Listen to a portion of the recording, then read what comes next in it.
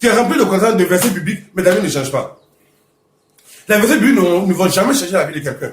Si les versets bibliques pouvaient changer la vie de quelqu'un, Jésus n'allait pas mourir à la croix. Il allait rester à Jérusalem en train de réciter les versets de la Torah du matin jusqu'au soir, et puis l'humanité allait être sauvée. Il n'allait pas partir mourir à la croix. Donc quand on apprend quelque chose, on apprend des connaissances utiles. Les chrétiens ont une mauvaise connaissance du monde spirituel. Et quand ils ont une connaissance du monde spirituel, en plus une connaissance qui est fausse d'ailleurs. Pour les invocations permettent de faire descendre le pouvoir de Dieu. Et les incantations font descendre le pouvoir du diable. Donc il y a une différence entre les invocations et les incantations. L'invocation, c'est faire descendre le pouvoir du Dieu d'Israël sur terre. L'incantation, c'est faire descendre le pouvoir du diable sur terre. Donc contre les incantations, il faut les invocations. Combien de temps tu es en Europe, tu n'as pas eu de boulot? Combien de temps tu es en Europe, tu es tout dans les diocèses?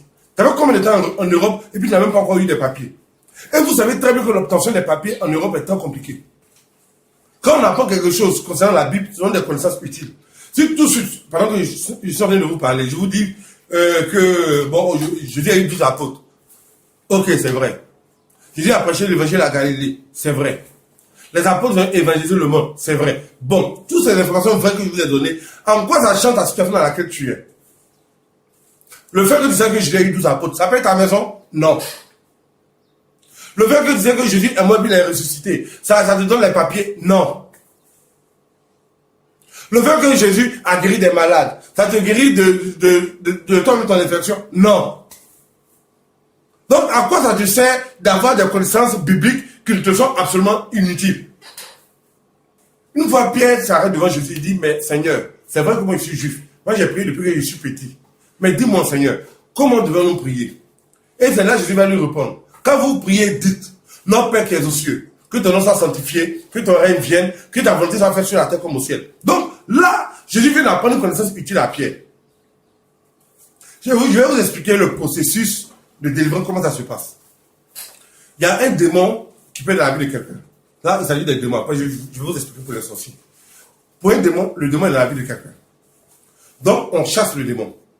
Quand on chasse le démon, d'ailleurs, même pour que quelqu'un puisse chasser effectivement un démon, il faudrait qu'il soit plus puissant que le démon. Donc, ça n'a rien à voir avec les charlatans de la Bible. Donc, il faut qu'il chasse un démon. Il chasse le démon s'en va.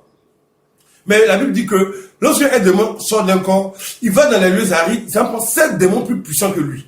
Il s'en prend des esprits plus dangereux, plus redoutables que lui. Puis ils reviennent s'installer dans la maison. C'est-à-dire que quand le démon est sorti, la véritable procédure pour une délivrance. Lorsque un démon est sorti, on doit faire des prières de protection. C'est-à-dire que c'est comme une muraille autour de l'individu. De sorte que quand le démon est sorti, la maison maintenant est protégée. On chasse le démon, les gens ne savent pas faire une invocation de protection sur l'individu. Autrement dit, le démon s'en va et puis il revient. Puisqu'il n'y a pas de muraille. C'est comme une maison qui n'est pas fermée. Donc le démon s'en va et puis il revient. Donc voilà pourquoi les délivrances ne finissent jamais. Tu vas à ta veillée, aujourd'hui tu tombes. Tu vas une autre veillée, encore la semaine prochaine, tu vas tomber toujours pour le même problème. C'est pas parce qu'en réalité tu n'es jamais délivré. C'est que le démon prend congé. C'est un locataire, il prend congé puis après il revient dans sa maison. C'est ce qui se passe réellement. Donc pour une véritable délivrance, on chasse le démon, ensuite on établit une muraille de protection autour de l'individu, de sorte que lorsque le démon revient avec des esprits plus méchants que lui, il ne peut pas pénétrer cette barrière invisible qui est bâtie autour de toi. Donc à partir de ce moment-là, on parle de délivrance. On dit que tu es délivré. Voilà pourquoi la Bible déclare aussi que lorsque le Fils de Dieu vous a franchi, vous êtes réellement libre. Quand on va dire le démon sort de ce corps, bon, c'est pas évident que le démon sorte de ce corps, mais on imagine que pour cette première fois-là, ce démon est sorti de son corps. Mais ça va, demain matin, il va revenir. Il va revenir simplement parce que il n'y a pas de muraille de protection établie autour de l'individu. Donc le démon revient. Voilà pourquoi les gens ne sont jamais délivrés.